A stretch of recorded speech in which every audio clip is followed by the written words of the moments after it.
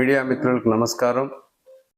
మరి నిన్నటి రోజు ఉషశ్రీనో గిషశ్రీనో శ్రీ ఉషానో ఆమె పేరు పూర్తిగా చెప్పాల్సిన అవసరం లేదు. శ్రీ ఉష గారు నోటుకొచ్చినట్లు నాగే నాయక ఇంకొక నాయక అని మాట్లాడడం జరిగింది. నువ్వు ఎన్ని బెదిరింపులు చేసినా జనాల్లో ఏదో రూపంలో పబ్లిక్లోకి వచ్చి ప్రజలను రెచ్చగొట్టే ప్రయత్నం చేస్తున్నావు. ఇక్కడ ప్రజలు నిన్ను ఆదరించే ఆలోచనే లేదు. అది ఊరికి నువ్వు డబ్బా కొట్టుకుంటా పోతున్నావు రోడ్లంటే. నీ ఉనికి కాపాడుకోవడానికి నీకు వైఎస్ఆర్సీపీలోనే సెగ ఉంది.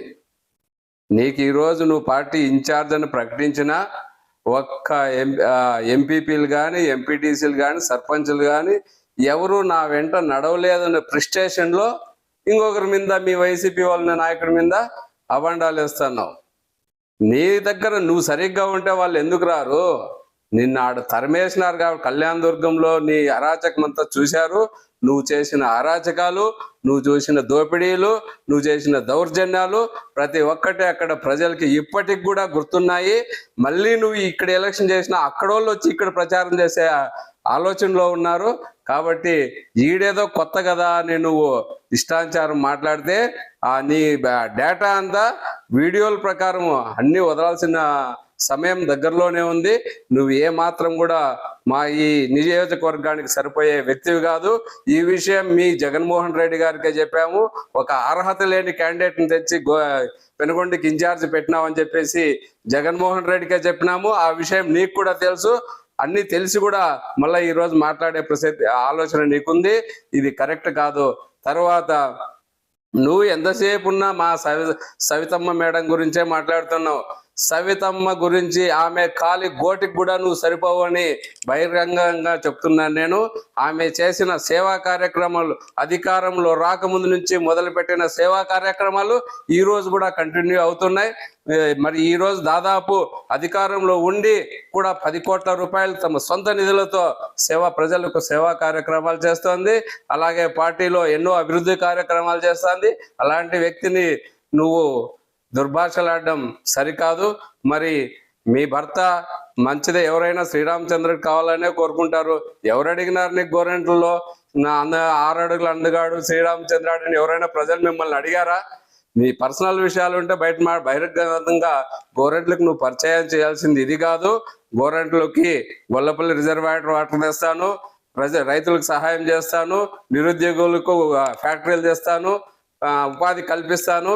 మరి ఇలాంటివి మాట్లాడాలి కానీ మా ఆయన అందగాడు 6 అడుగులు ఉన్నాడు శ్రీరామచంద్రుడు అంటే ఆయన శ్రీరామచంద్రుడే, నువ్వు సీత.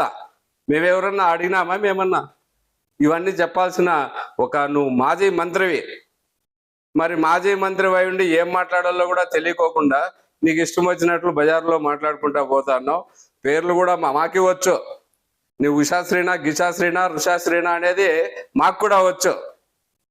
కానీ పద్ధతి ప్రకారం మాట్లాడితే మేము కూడా ప్రకారమే మాట్లాడతాం. పద్ధతి తప్పితే మేము కూడా ఎక్కడికైనా దిగజారి మాట్లాడేదానికి సిద్ధంగా ఉన్నాం. నువ్వు అవన్నిటికీ ఫేస్ చేసే నువ్వు రెడీగా ఉండు.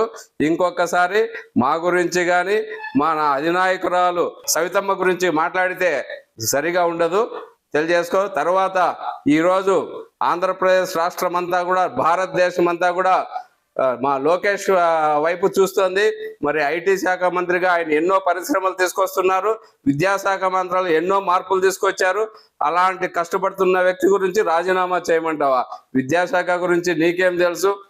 ఎంతసేపు ఉన్నా 100 ఎకరాలు 200 ఎకరాలు కబ్జాలు చేయడం, దౌర్జన్యాలు చేయడం, సంపాదించుకోవడం తప్ప నీకు ప్రజలకు సేవ చేయడం కానీ ప్రజల్లో కలిసిపోవడం కానీ ఆ భావాలు లేవు. నువ్వు దీనికి అనర్హత అని చెప్పేసి తెలియజేస్తున్నాం. ఫస్ట్ ఆఫ్ ఆల్ నువ్వు టికెట్ కన్ఫర్మ్ చేసుకో. కన్ఫర్మ్ చేసిన తర్వాత డిపాజిట్ల కోసం ప్రయత్నం చేయగానే గెలుపు కోసం ఇది జరిగే పని కాదు.